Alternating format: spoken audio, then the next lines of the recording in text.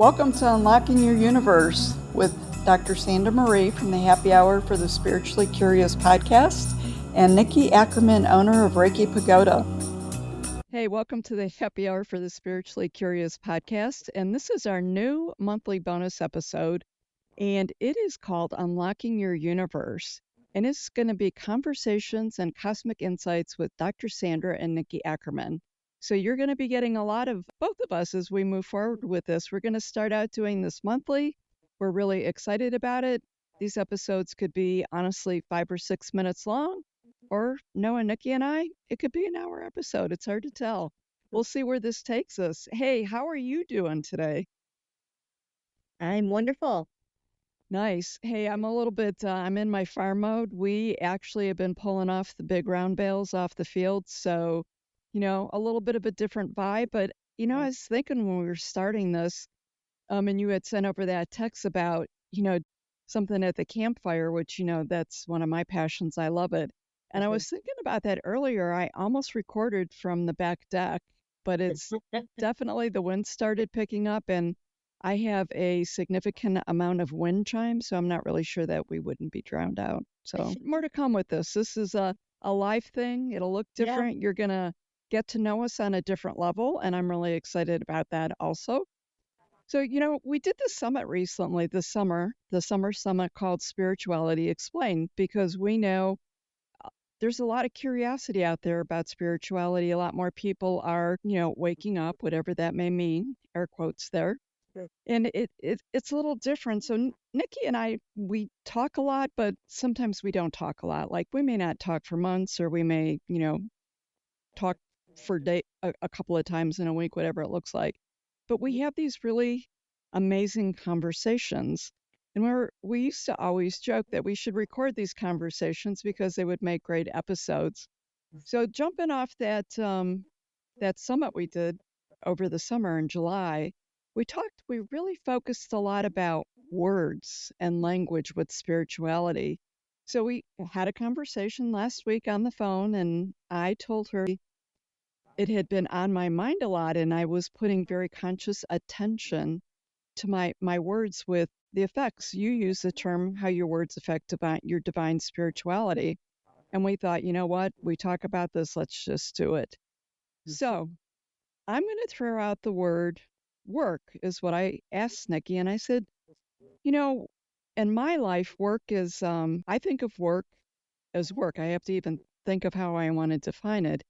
It's something that takes an extra set of energy that I may not enjoy. So I think of work as not necessarily something you may enjoy, but it's a chore or something like that. Although there is work that I enjoy doing, especially out on the farm. But when we talk about spiritual work and healing energy, and, I know that you do this as a therapist at your Reiki center. We work on our spiritual work, we work on ourselves. And I'm like, is work really the right word to use? Should we be coming up with a different word? And we had a discussion that really didn't come to a conclusion. And then I called you, I told you I set intentions before I go to sleep. And I really set an intention about this work word because I just feel like we need to come up with a different word. Like I feel very passionate. And in my sleep space, I came up with the perfect word. And I remember it was like the best. And I'm like, oh my God, this is it. And I can't remember what it is. I texted her and I'm like, I can't remember what it is. So, yeah, what do you think about that? That is really interesting that it came to you and all of a sudden poof, it's like in the ether again. Yeah. So So it exists. We just have to figure it out. right, or let it come to us, right? So it's really interesting because we do have these associations with words and especially with work and especially how we're indoctrinated in our country and we're such a productivity um country and with the word work there's a lot of effort. I think that our culture also puts a lot of emphasis on work because if we have conversations, if we don't know someone, a lot of times we're like, so what do you do? What do you do? And we're not necessarily tapping into divine purpose, like what we're here to share our gifts and what have you. We're like, what do you do to bringing in money and keeping the economy going? Exactly. You know, No, it was interesting when I lived abroad for those 3 years. Mm-hmm. Other cultures don't do that. Like no one will ask you what you do for a living.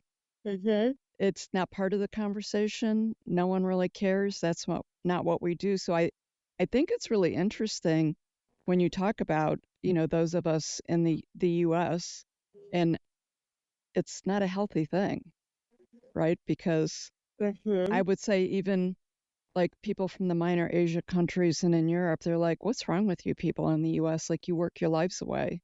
Like why don't you like want to enjoy life?" And it just really struck me when I was out of it and I was getting these other perceptions because it is so ingrained in that is Yeah. our purpose, that is our success, that is why we're here, that Yeah. proves our worthiness, what so many different things. Right. And it so doesn't. Right. Exactly. That's when we get lost in that. At least I can speak for myself. It's so easy to get lost in this. And it's like, and there's so many different populations that are affected with that as well too. If we think about it, you have a population who may not even be capable of doing whatever is considered work, or people are judged about what type of work that they do. And it becomes a judgment, right? And it becomes like a status thing. And it's like that creates such a divide, such a divide. And what in my life, what one of the main goals that I don't know if goals is the right word, purposes that I'm working with is collaboration, union, and harmony. And so, and not only in what I do to serve the people I work with, but in my relationships with all people, with my friends, with my family, significant others, whatever. And those things are important. And there needs to be a bit of a respect for ourselves where we don't judge ourselves, and we can do that with this idea of work. And the other association that many of us have when it comes to work is like, well, if you don't work, how are you going to bring in money? Right. It's all the That greed and the money comes into it. And the lack. Yes, and survival instinct, right? Yeah. So if I don't have this, I don't have this. And bringing in spirituality into all this, truly all of our needs, whether it is the influx of money, the receiving of what have you, it's not coming from any particular person. It's not coming from any particular entity, agency, employer. It's coming from the universe. It's coming from, if I hesitate to use the word God. I use the word God, but to me, it's a creator, the one source, nature, life, what have you, whatever you want to call it, is the main provider. It is the source of everything. Yeah. I agree. It's we don't worry about running out of breath when we breathe. This is one of the biggest teachings I have. Ooh. If we both breathe at the same time, we're not going to run out. If 100 Okay. of us breathe in the same time, we're not going to run out of air. Hadn't thought of that. That's really interesting. And so my teachers teach it's the same thing with money. It's energy. It's the same thing with electricity. It's always flowing. You're not going to run out. It may be tethered whether you pay for an electric bill or not, but Yeah. I mean, you're never going to run out of it. Yeah. And so it's really fascinating to like just contemplate, okay, so then what do I have to do is what goes through my head. And that's key because it's like, why does there have to be a doing? Mm-hmm. Why can't we just be tap in the consciousness, do what makes our hearts sing, live from our desirable place where we feel free, where we feel like we are truly making a difference with people, whatever it is that we do, and we will receive. It might, at times, it'll come in through money, through payment. A lot of times, it'll come through gifts. A lot of time, it'll come through just different ways that we wouldn't even think of. It's beyond our imagination because it's from the universe. Our minds are Yeah. limited, they're we Very. can connect with consciousness, allow that consciousness to the big mind with the big A come in through and as us, but we have these limitations, right? So what can we bring in to allow that flow? I feel like I'm tapping into so much here.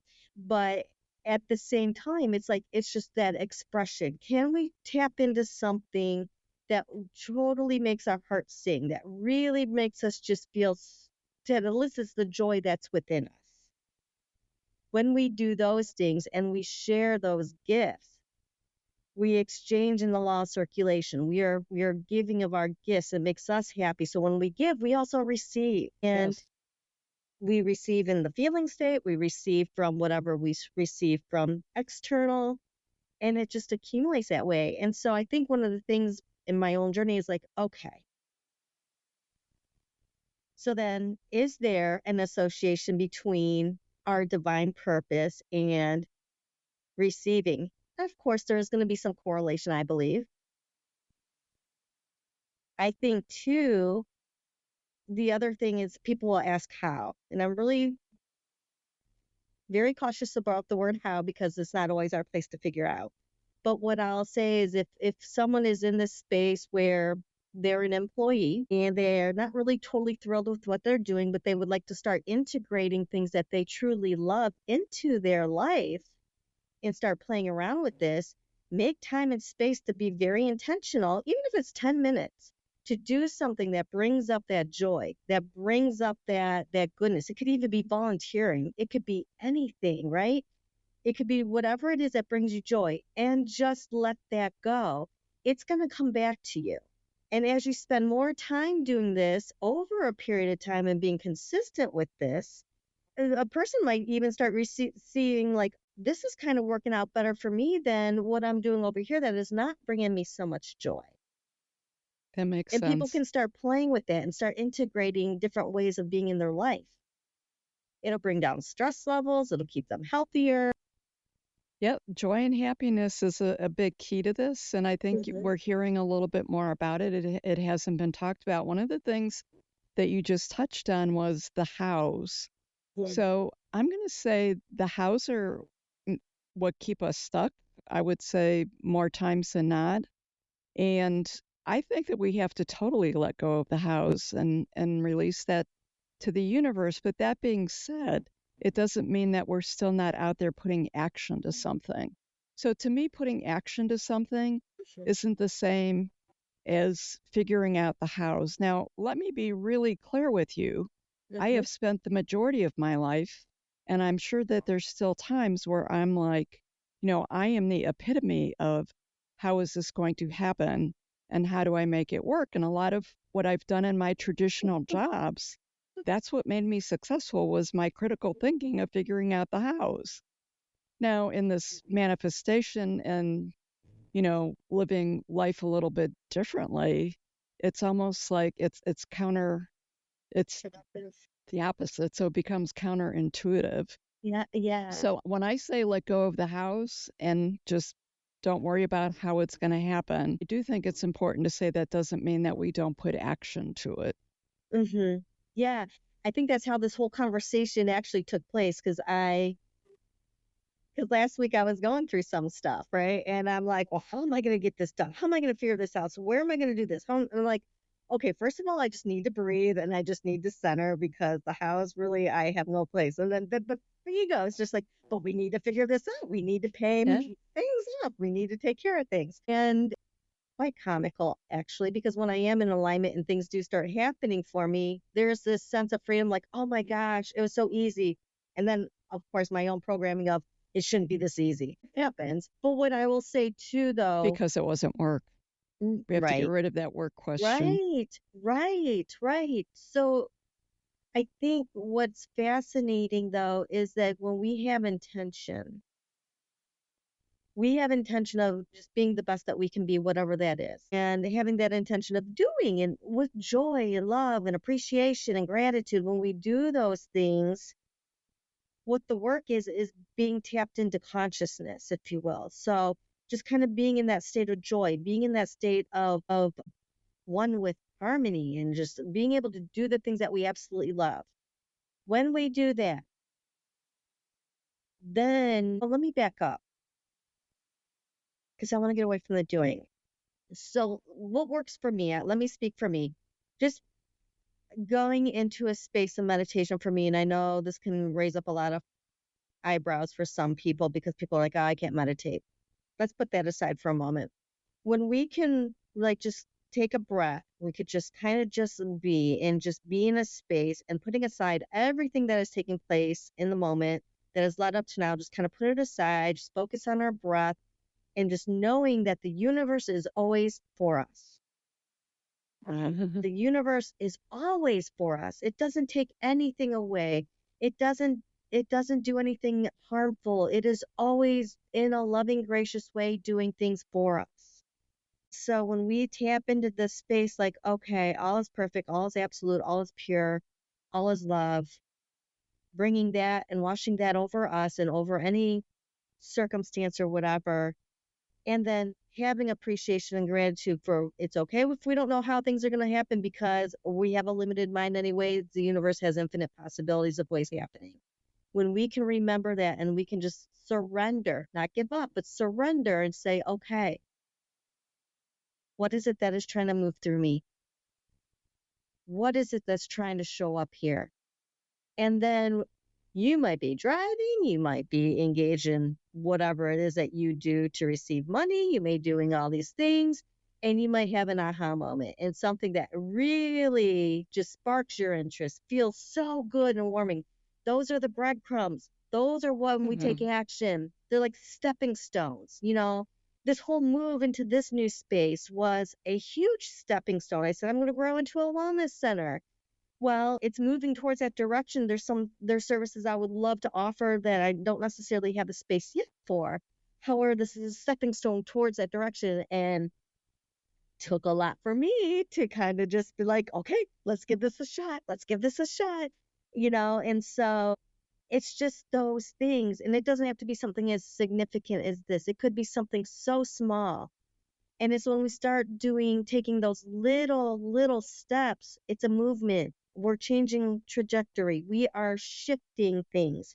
And this is how stuff begins. It's an aspect of manifestation, is what I will say. Okay. So I did an episode at one point this year on the loneliness epidemic. And Mhm. we both work in healthcare, and it's very real. And it's what was interesting to me when I did my research on it was how global it is and how globally alike in very Oh, different cultures that we were. So when you said, you know, the breadcrumbs, the baby steps, it may not be like, okay, I'm gonna move my workspace, my business, and get a different space, a bigger space, grow it.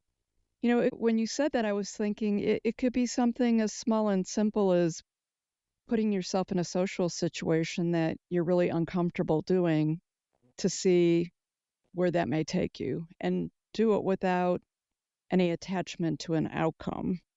yes. And that's key too.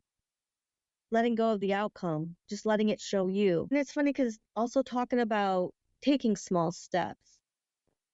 I have these ideas in my mind like, okay, what would it look like for me to be wealthy? What would my environment look like? And I have these two cats. They're like having toddlers in a house, and my house is a complete mess right now. And I'm like, well, my house wouldn't look like this.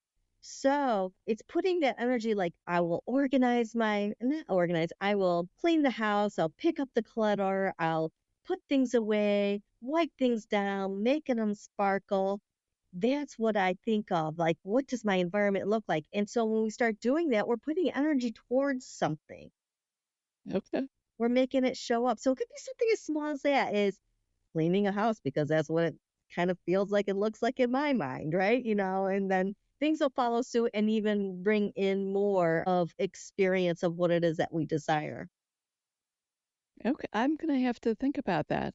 I would have to say for me, I'm doing outside stuff, so the inside really is not a good situation at the moment.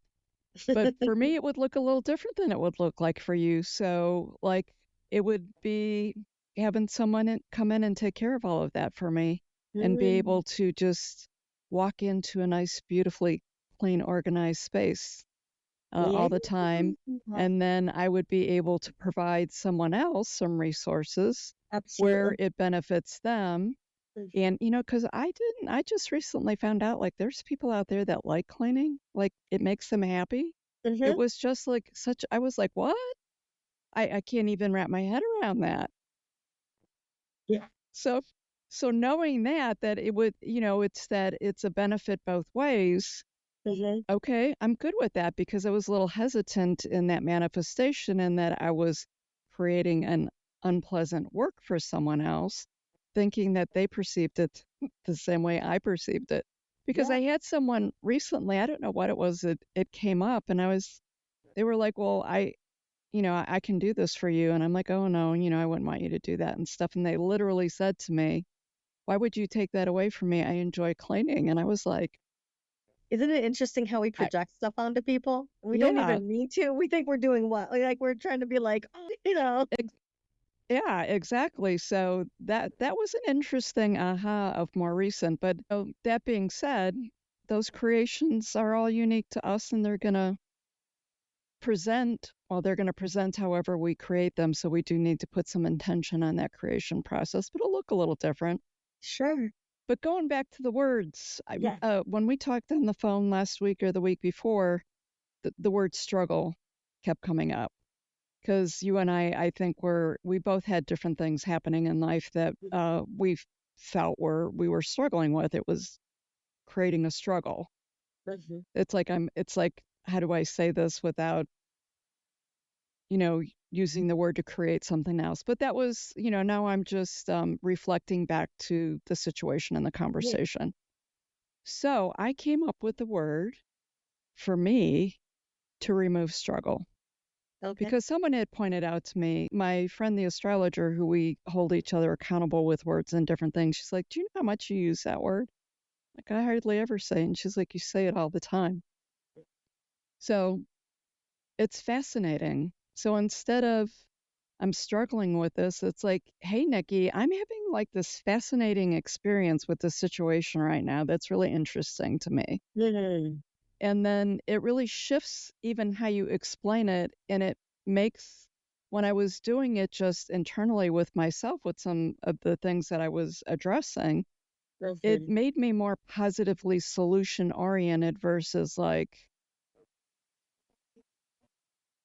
when's the next shoe going to fall on me or what's the next negative consequence or something of that. It took me from a negative mindset and it took me from a negative emotional feeling Hmm. of heaviness to well, that's fascinating. I guess if I look at it this is possibility, so it was more solution oriented. And then what I realized was my shoulders were dropping. So I emotionally was like, oh, okay, fascinating. It's sort of made me smile, chuckle, and have have joy with it, even though it Yeah. wasn't a what I would consider a joyful situation. Sure. But it really shifted everything on so many different levels. And then I Yeah. thought, we just talked about, you know, conversation with each other over these things. And I thought, well, if this isn't the universe bringing us some synchronicity here on something to talk about. Really playing with the word grappling too, which is a little lighter to me than struggle. But it's interesting because the way you describe it, there is a lightness in it. It subconsciously brings up the idea that, wow, there are possibilities here. There are possibilities here. Whether when we think about struggle, we feel like it's kind of a dense feeling, we kind of feel boxed in, we don't necessarily know what our options are, because we're both really critical thinkers, kind of with the roles that we've held over Yeah. time in clinical. I will say Yes. clinical and critical. And it's so from all our training, if you will, and all our experience, it's so easy to go into that, but it's almost like being on a hamster wheel as well too then. So when we open up that space and we can just be like, okay, yeah, this is kind of fascinating, because what is actually happening when we experience these things is something is trying to move through us. Something is trying to take us deeper into our practice. I call it spiritual practice. Everything's spiritual though. How can we be more loving? Can we move through the limitations that maybe present that we may not be seeing at the time, how can we get underneath all that and allow ourselves to simply just be? Where was I going with this? When we give ourselves an opportunity to see these challenges as opportunities, that's how we grow. And part of that growth is we end up shifting energy. We end up shifting our perceptions. And as we start honing in on different ways of moving through things, our perception starts shifting and changing. So as we continue to work through these, we're building that muscle, so to speak. So it's just like how we have these conversations like, oh my gosh, I was not the same person last month. I was not the same. I'm definitely not the same person as I was last year or the Yeah, beginning of the year. And that's what happens. So as yeah. we put into these challenges, if you will, these fascinating experiences of our practice of, in my world, spiritual truth and self-love and bringing in infinite possibilities, we start honing in on that and we start seeing how that shifts and changes everything. Everything changes in consciousness. It all starts in consciousness. Yes. Not the doing, it's the consciousness, allowing the consciousness to take hold and allowing us to allow that to move through us, right? And to move through whatever is happening. And so the more we do that, you know, whatever experience you have had, say 2 years ago, if that experience reappeared, you may not even recognize it because you have changed so much that you have elevated your consciousness, you're at a different space. Or you might look at it and be like, don't even, wow. Or it's like, wow, that really doesn't phase me at this point. That doesn't really have any impact on me, you know? I see that in my own life. So whatever it is that we've experienced last week, at one point it's just going to be like, we might not even recognize that experience because we're just at a different space. So, Really. No, I think that that's really important. And, that's what I love this unlocking your universe because it's different for everyone and we're yeah, constantly unlocking our universe. So it's like you said, something that used to emotionally trigger us. Sometimes it's funny because we're like I even forgot that that even existed in my life. And like I know like I just want people to know, like, you're not kidding. There's like some weeks we might talk to each other 3 times a week, and it's like, yeah, hey, I don't know what's going on, but I'm telling you, like, I'm a different person again. Like, I've shifted. Something's happening inside. yeah. So, for those of you who are out there, like, it's happening, and it's sometimes you feel it and you're like, wow, you're not crazy. It's real. It's very real. So I just want to make sure that we're putting that out there for Yeah. you and then, at other times I'll be honest with you, I'll have people say to me like, what have you been doing recently or something? And, my paranoia, I'm like, well, what makes you ask that? And they're like, well, you've really like changed in the past 2 weeks. This is what I've noticed about you. You've been just like lighter and, you're happier and they'll point out different things. Like I went to that conference in England and it was about 2 weeks afterwards, and someone that I talked to pretty routinely says, I have to tell you, you're really different since you've come back. And I was like, oh, you think so? And then I started thinking about it like I didn't notice it at all. And after I ponder, I'm a ponderer, Mhm. and I spent the evening, thinking about it. And I thought, wow, I just didn't see it until Yeah. someone else pointed it out with me. Actually, just So here. if you're not like feeling like, oh, I'm changing a lot either, doesn't mean that things aren't happening for you either, is my point. I just want Right. people to know that it's going to be unique and different. And one week it may be one thing, and the next week it could be something different. Well, and I just had that experience yesterday, actually. It's like so funny. But what I will say too is it's not a linear process. No, So even though they may notice that you're not the same person as you were 2 weeks ago, there's also all that experience you had over the years that is also contributing to current, along with everything that we're doing currently, right? It's all intermixed, you know?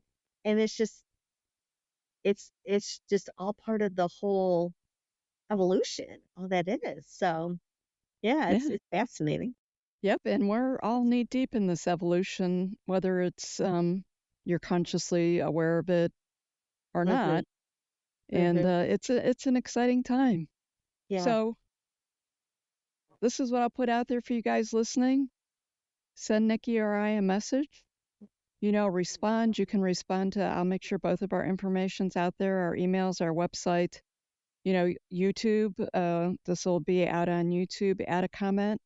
We're really excited to talk about whatever you want to talk about, share an experience. I'm going to guess we've both been down, either one or the other has been down that rabbit hole at some point over the years here, and Hmm. we can share our experience. And who knows, maybe we'll have you jump on the conversation with us. That would be pretty awesome too, right? Yeah. Yeah. Yeah. We're Okay, all here together. This doesn't have to be a path anyone has to do alone in isolation. So, absolutely and not. that's how these conversations happen because we're reaching out to each other any Yep. Yeah, we're no different than everyone else who's out there. right. Trust me, we have Absolutely. no special secret sauce that Mhm. eliminates daily earthly things from happening in our lives. Right. I agree with that.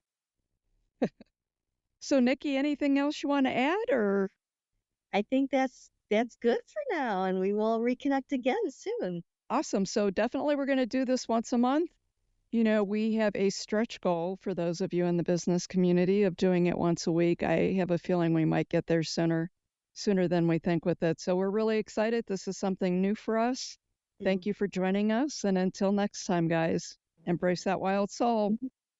A great one. Bye. Bye. Thank you for joining us for this episode of Wild Soul Gatherings Happy Hour for the Spiritually Curious. To learn more about our guests, please go to our website, wildsoulsgathering.com. We're very eager to hear from our listeners what you thought of the episode, topics you might like us to cover in the future, your thoughts on spirituality, questions you may have. Please feel free to send us an email at wildsoulsgathering@gmail.com. This is your host, Dr. Sandra Marie, sending each of you peace and love. Until we meet again, embrace your wild soul.